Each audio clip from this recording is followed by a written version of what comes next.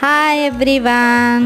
So friends, ఈరోజు అయితే ఆంధ్ర స్టైల్లో రంజాన్ స్పెషల్ గంజి అయితే చూపించబోతున్నానండి. ఇది హెల్త్కి చాలా మంచిదండి, అందుకనే రంజాన్లో చాలా ఎక్కువగా తాగుతారు. ఇది ఎలా చేయాలంటే, ముందుగా ఒక గ్లాస్ రైస్, ఒక హాఫ్ గ్లాస్ వచ్చి పెసరపప్పు మిక్సీ పట్టుకొని పౌడర్ చేసుకొని పెట్టుకోవాలండి. చిన్న కప్పుతో ఒక హాఫ్ కప్ వచ్చి నానబెట్టుకోవాలండి.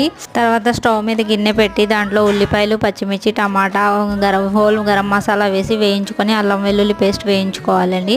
అలాగే చికెన్ 50 గ్రామ్స్ అనుకోండి, చిన్న చిన్న ముక్కలుగా కట్ చేసి అది కూడా వేసి వేయించుకొని, తర్వాత ఇంకా కారం, పసుపు, ఉప్పు, ధనియా పౌడర్, జీరా పౌడర్, గరం మసాలా వేసి ఒక్క నిమిషం వేయించుకొని, ఒక హాఫ్ గ్లాస్ అయితే పిండి తీసుకున్నాం కదండి, దానికి 8 గ్లాసెస్ వరకు వాటర్ వేసుకొని, ఇంకా పుదీనా, కొత్తిమీర వేసి బాగా మరిగించి, తర్వాత ఈ మిక్చర్ అయితే వేసి 10 నిమిషాలు చిన్న మంట మీద ఉడికించుకోవాలండి. ఇంకా కారబూందీ వేసి సర్వ్ చేయండి.